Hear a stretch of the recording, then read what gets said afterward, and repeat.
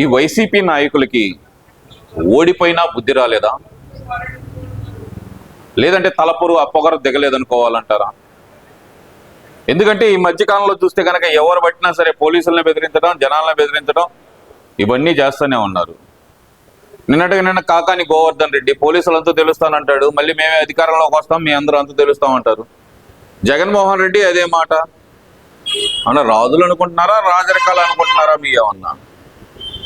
After all eleven Mohan Reddy is Jaganmohan Reddy. అర్థమవుతుందా? జగన్మోహన్ రెడ్డి అనేది అందరూ మర్చిపోయారు. లెవెన్ మోహన్ రెడ్డి. ఆ 11 కూడా రాకుండా చేయడానికి మీ ప్రయత్నాలన్నీ మీరైతే చేస్తున్నారు, బాగానే ఉంది. ఓకే, నేను తప్పు పట్టను, ఎందుకంటే అది మీ కర్మ, మీరు ఎలాగైనా సావండి, మాకు సంబంధం లేదు. మరి బెదిరించడం ఏందిరా? బెదిరించడం ఏంది? నిన్న ఎంపీటీసీ వచ్చి అక్కడ నానా రభస్ చేస్తే అక్కడ ఏదో జరిగింది, దానికి కూడా పోలీసులను బెదిరించేస్తున్నావు నువ్వు కాకని. జక్కంపూడు ఇంకొకడు ఎవడో ఉంటాడు, వాడు అసలు ఏందో అంటాడు, తెలుగుదేశం వాళ్ళకి నిద్ర లేకుండా చేస్తాను, నిద్ర ట్యాబ్లెట్లు వేసుకోండి, స్లీపింగ్ పిల్స్ వేసుకోండి అని వాడెవడో అంటాడు. ఇక మన అంబటి రాంబాబు ఉన్నాడు. పాపం ఈ అంబటి రాంబాబుకి మైండ్ దొబ్బి ఆ పిచ్చిలో ఎలా పడితే అలా మాట్లాడుతున్నాడు. అసలు అంబటి రాంబాబుకు మైండ్ దొబ్బడానికి గల ప్రధాన కారణాలు గనక విశ్లేషించుకుంటా వస్తే గనక గతంలోనే చూసాం మనం. ఏం చెప్పాడు? అమ్మయ్య ఓడిపోయినందుకు నేను బాధపడలేదు అన్నాడు. అరే ఎవరైనా ఓడిపోతే బాధపడతారా? నువ్వు ఓడిపోయినందుకు ఎందుకు బాధపడలేదు అని చెప్పి జనాలందరూ అనుకుంటే, అందరు 90 ఏళ్ళతో ఓడిపోయారు, 60 ఏళ్ళతో ఓడిపోయారు, 70 వేలతో ఓడిపోయారు, నేను ఆఫ్టర్ ఆల్ 28 వేలతోనే కదా ఓడిపోయింది అంటూ కవర్ చేసుకుంటూ వచ్చాడు దాన్ని. అప్పుడే అనుకున్నాం వీడికి మెంటల్ ఎక్కింది అని. ఆ మెంటల్ అనేది ఈ మధ్యకాలంలో పీక్స్కి వెళ్ళడానికి గల ప్రధాన కారణం ఏంటంటే గనక జగన్మోహన్ రెడ్డి అంబటి రాంబాబుకి గోప పగిలిపోయేటట్టు ఒక చెప్పు దెబ్బ కొట్టాడు. ఏంటంటారా అది? సత్తెనపల్లి నియోజకవర్గ ఇన్ఛార్జి పదవి నుంచి తీసి పక్కనేసి గజ్జల భాస్కర్ రెడ్డి అనే వ్యక్తిని అక్కడ నియమించాడు. అందుకనే అంబటి రాంబాబు ఈ మధ్యకాలంలో పదే చెప్పింది ఏంటంటే, పాపం అక్కడ భోగి మంటలు వేసుకొని వాటి చుట్టూ డ్యాన్స్ వేయటం కుదరలేదు కాబట్టి అంబటి రాంబాబుకి సంక్రాంతి సంబరాలు జరగలేదంటూ మాట్లాడాడు. ఓకే, అది ఒక మ్యాటర్ అనుకుందాం. మళ్ళీ ఇప్పుడేం మాట్లాడుతున్నాడు ఒక్కసారి వినిపిస్తా. అంబటి రాంబాబు ఏం మాట్లాడుతున్నాడో ఒక్కసారి మీకు వినిపిస్తాను. మీకు వినిపించిన తర్వాత అడిగి మెంటల్ ఎక్కింది అంటానికి గల కారణం ఏందో మీకు అర్థం అవుతుంది.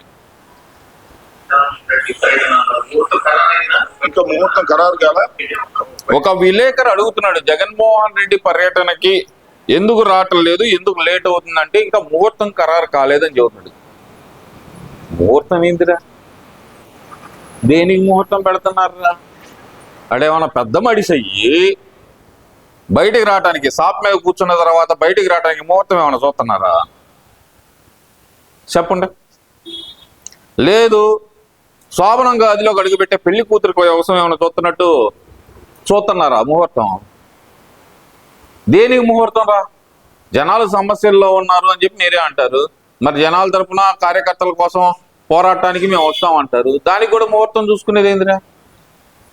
అయినా బైబిల్ చదువుతాను నేను, 4 గోళ్ల మధ్య బైబిల్ చదువుతాను అంటూ మెడలో సిలువలు వేసుకొని తిరుగుతున్నా జగన్మోహన్ రెడ్డికి ముహూర్తాలకి సంబంధం ఏందిరా?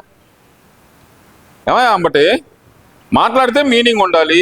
ఏమన్నంటేనే మమ్మల్ని తిట్టేస్తున్నారు, మమ్మల్ని కొట్టేస్తున్నారని ఏడిసేస్తావు. ఎందుకు ఇలాంటి మాటలు మాట్లాడి మింగించుకుంటావు? అవసరం లేదు కదా నీకు. దేనికోసం ముహూర్తం చూడాలి? చూద్దాం. ఈ బలుపు మాటలు అని ఎందుకు అన్నానంటే గనక మీకు దీని తర్వాత ఒక డైలాగ్ కొడతాడు, దానికోసం చెప్తాను. ప్రతి పార్లమెంటు నియోజకవర్గము తిరుగుతారు. చూడండి, జగన్మోహన్ రెడ్డి గారు వచ్చిందా, జగన్మోహన్ రెడ్డి గారి దగ్గరికి వచ్చి దండం పెట్టి పొరపాటు అయిందా అని ఎన్నుకోవటం అని వాళ్ళు ప్రజలంట జగన్మోహన్ రెడ్డికి ఎదురిల్లంట దండం పెట్టి మరీ చెబుతారంట, నిన్ను ఎన్నుకోపోవటం మా పొరపాటు అయింది అని. ఎరా, వాడేమన్నా రాజా, వాడేమన్నా దేవుడు, వాడికి ఎందుకు దండం పెట్టాలరా? ఏం పీకాడని దండం పెట్టాలి? ముఖ్యమంత్రిగా తన విధుల్లో కూడా సరిగ్గా నిర్వర్తించకుండా ఫెయిల్యూర్ అయ్యాడు కాబట్టి 11 మోహన్ రెడ్డిగా మిగిలిపోయాడు. అలాంటి వ్యక్తికి ప్రజలందరూ ఎదురెళ్ళి దండం పెట్టాలా? ఎందుకు దండం పెట్టాలి? సమాధానం చెప్పు నాకు. ఫలానది చేశాడు అని చెప్పి నువ్వు సమాధానం చెప్పగలవా నాకు? ఏం చేశాడు? ఎంతమంది పిల్లలు ఉంటే అంతమంది పిల్లలకి మన భారతమ్మ కూడా చెప్పింది. ఎవరో మన భారత వదిన, ఎంతమంది పిల్లలు ఉంటే ఒక పిల్లాడు ఉంటే 15,000, ఇద్దరు పిల్లలు ఉంటే కనుక 30,000 మన జగనాన్ని ఇచ్చేస్తాడు అని చెప్పింది. ఇచ్చాడా? ఇవ్వలేదు. ఇంకేం చెప్పాడు? సిపిఎస్ రద్దు చేసేద్దామన్నా, రాగానే వారం రోజులు రద్దు చేసేద్దామన్నా అన్నాడు. చేశాడా? చేయలేదు. డిఎస్సి నోటిఫికేషన్, మెగా డిఎస్సి వదులుతాడు 2,34,000 ఉద్యోగాలతో అన్నాడు. ఇచ్చాడా? ఇవ్వలేదు. ప్రతి సంవత్సరం జాబ్ క్యాలెండర్ ఇస్తాను, సంవత్సరం జనవరి 1వ రోజే క్యాలెండర్ ఇస్తాను, జాబ్ క్యాలెండర్ ఇస్తాను అన్నాడు. జాబ్ క్యాలెండర్ ఇచ్చాడా? ఇవ్వలేదు. కానీ ఇంటింటికి సాక్షి క్యాలెండర్ మాత్రం పంచాడురా. ఇంకా చూస్తే కనుక ఎస్సీ ఎస్టీ బీసీ మైనార్టీ వర్గాల్ని అనగదొక్కినందుకు వాళ్ళందరూ ఎదురేగి దండం పెట్టాలా? ఎందుకు దండం పెట్టాలి? మనిషి కాదా? మనిషి కాదా? గౌరవంతో నమస్కరిస్తారు అనే మాట ఎలా ఉండిద్ది? జనాలందరూ ఎదురెళ్ళిపోయి దండం పెట్టి నీ నోడించి తప్పు చేశామయ్యా అని చెప్పి క్షమాపణలు అడుగుతారు అనే మాట అన్నావు చూడు. క్షమించండి అయ్యా మమ్మల్ని అంటారికి. పాపం చేశారా? ఏం పాపం చేశారు? పద్ధతిగా మాట్లాడదామని చెప్పి ఎంత కంట్రోల్లో ఉంటున్నా సరే మీలాంటి 420 మీలాంటి దగుల్బాల్జీ నా కొడుకులు చేసే వ్యాఖ్యలతోటి కంట్రోల్ తప్పాల్సి వస్తుంది. ఎవరిని క్షమించాలి? నేను ఇందాక చెప్పిన ఇవన్నీ జగన్మోహన్ రెడ్డి చేయలేదు కాబట్టి ప్రతి గడపకి వెళ్ళి గడపలో ఉన్న ప్రతి కుటుంబ సభ్యుడి కాళ్ళ మీద పడి, అమ్మా నేను ఇచ్చిన మాట తప్పాను, నన్ను క్షమించండి అని చెప్పి ప్రజల కాళ్ళ మీద పడి దేహి అని అడుక్కోమనండి. ఈసారి పులివెందుల సీట్ అయినా గెలుస్తాడు. ప్రజలు వెళ్ళి దండం పెట్టి క్షమాపణ చెప్పాలా? ఎవరికి చెప్పాలి? ఎందుకు చెప్పాలి? వాడికి ఏం చేశాడని చెప్పాలి. గంజాయి అమ్మినందుకు, గంజాయి మత్తులో తన పిల్లల భవిష్యత్తు నాశనం చేసుకున్నందుకు ప్రజలు క్షమాపణ చెప్పాలా వాళ్ళకి? పిచ్చి మద్యం అమ్మి ఇంట్లో పెద్దవాళ్ళని దిక్కు కోల్పోయినందుకు ఆ ప్రజలు వెళ్ళి జగన్మోహన్ రెడ్డికి క్షమాపణ చెప్పాలా? ఎవరు చెప్పాలి క్షమాపణ? ఎందుకు చెప్పాలి క్షమాపణ? ప్రజలు క్షమించమని అడుగుతారా జగన్మోహన్ రెడ్డి? ఇది కదూ ఒళ్ళు పొలుపు మాటలంటే. సత్తెనపల్లిలో తంతే గనక ఇంకా ఎక్కడ పడతావో తెలియకుండా గాలిలో గిరగిరా తిరుగుతున్నావు. ఈసారి గాలిలో ఉన్నప్పుడే జనాలు తంటారు, కంటికి కనుమరుగైపోతావు. గుర్తుపెట్టుకో అంబటి రాంబాబు. సొల్లు కూతలు మానుకో, పిచ్చి పిచ్చి కూతలు మానుకో. ఈ పిచ్చి పిచ్చి కూతలు గనక మానుకోకపోతే నువ్వు జనాలందరూ పిచ్చి కుక్కను కొట్టినట్టు కొడతారు నిన్ను మాత్రం. క్షమించాలా?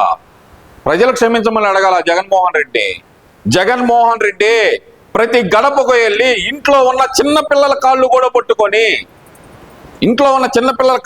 పట్టుకొని నన్ను క్షమించండి, మీకు ఇచ్చిన హామీలు ఒక్కటి కూడా నెరవేర్చలేకపోయాను అని చెప్పి జగన్మోహన్ రెడ్డి ప్రతి కుటుంబం ప్రతి గడపకి వెళ్ళి వాళ్ళ కాళ్ళ మీద పడి బ్రతిమలాడుకోమనండి. ప్రజలు దయదలిస్తే గనక ఈసారి పులివెందుల సీట్ అయినా మిగులుతుంది జగన్మోహన్ రెడ్డికి. ఏం మాట్లాడుతున్నారు మీరు? ప్రజలు ఎందుకు క్షమించమని అడగాలి? సరే, నేను ఒక క్వశ్చన్ అడుగుతాను. గడిచిన 5 సంవత్సరాల్లో 2 సంవత్సరాలు తీసి పక్కన పెడదాం. మేము అంత పెట్టుబడి తెచ్చాము, జగన్ అన్నది ఎంత బారు అంత బారు అని చెబుతున్నారు కదా మీరు. ఎంత పొడుగు అంత పొడుగు అని చెబుతున్నారు కదా.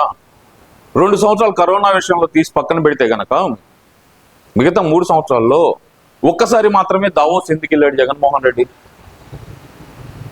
తర్వాత ఎందుకు వెళ్ళలేకపోయాడు? చెప్పండి సమాధానం దీనికి ఎవరికైనా. కానీ మీ అందరికీ తెలియని విషయం ఏందో చెప్పమంటారా?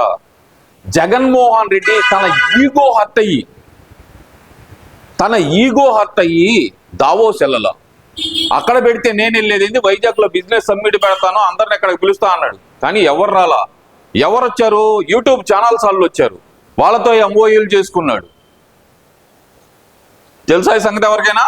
మన గుడివాడ గుడ్డుగాడైతే ఒక డైలాగ్ కొట్టాడు, తర్వాత ఎందుకు వెళ్ళలేదా మీరంటే, అక్కడికి వెళ్తే చలి పుట్టిద్ది, స్నానం చెయ్యాలి, ఇంకోటి ఏదో కడుక్కోవాలి, అసలు అక్కడ మా బాధలు ఏం చెప్పమంటారు అని చెప్పాడు. వాడిని గుడ్డు మంత్రం చేశాడు. అసలు ప్రధాన కారణం ఏంటి ఎవరికైనా తెలుసా? జగన్మోహన్ రెడ్డి దావోస్ వెళ్ళినప్పుడు ఒక విషయంలో ట్రోల్ అయ్యాడు. అక్కడున్న ఔత్సాహిక పారిశ్రామికవేత్త ఒక మాట అడిగింది, ఆరోగ్య రంగంలో మేము పెట్టుబడులు పెట్టాలంటే మీ దగ్గర నుంచి నాకు ఎలాంటి సహకారం అందుతుంది అని చెప్పి ఒక లెంగ్త్ క్వశ్చన్ అనేది, బాగా సెంట్రల్ గవర్నమెంట్ అనేది మీకు ఫండ్స్ ఇస్తుంది కదా, మీరు ఆ ఫండ్స్ని ఎలా యూటిలైజ్ చేయాలనుకుంటున్నారు, దాని గురించి మీరు ఏమైనా ఎక్స్ప్లెయిన్ చేయగలరా? మేము వాటికి సంబంధించి ఆరోగ్యానికి సంబంధించి మీ దాంట్లో మీ రాష్ట్రంలో మేము పెట్టుబడులు పెట్టాలంటే కనుక మా ఎలాంటి హామీలు ఇస్తారు అని చెప్పి ఆమె దాదాపు 1 మినిట్ ఆపకుండా ఒక క్వశ్చన్ అడిగింది. దానికి జగన్మోహన్ రెడ్డికి అర్థం కాక బెక్క చూపులు. ఎట్టంటే పక్కన వాళ్ళు అన్నారు, మినిస్టర్ గారు మాట్లాడండి, mister CM you can talk అని చెప్పి పక్కన ఉన్న అతను అంటే, it's a very lengthy question అన్నది. ఎందుకంటే అర్థం కాల అక్కడ జగన్మోహన్ రెడ్డికి అవతల ఏమో మాట్లాడింది అర్థం కాలేదు. ఎందుకంటే మనాడు ఫస్ట్ క్లాస్ స్టూడెంట్ కదా, ఎందుకంటే ఫస్ట్ క్లాస్లోనే ఉన్నాడు, తెలుగు రాదు, ఆ ఫస్ట్ క్లాస్లోనే ఆగిపోయాడు. అంతే, అక్కడ నుంచి మారలా. ఫస్ట్ క్లాస్ నుంచి సెకండ్ క్లాస్కి రాలేదు, సెకండ్ క్లాస్ నుంచి డిగ్రీకి కూడా రాలేదక, ఆ ఫస్ట్ క్లాస్లో ఆగిపోయాడు అంతే. అందుకని మనాడికి కోడి బుర్ర కాబట్టి, జగన్మోహన్ రెడ్డి అనేవాడి కోడి బుర్ర కాబట్టి అర్థం కాక బెక్కమోహం వేసి ఇట్స్ వెరీ లెంగ్తీ క్వశ్చన్ అన్నాడు. దాని తర్వాత ఆన్సర్ 30 సెకండ్స్ కూడా చెప్పలేకపోయాడు.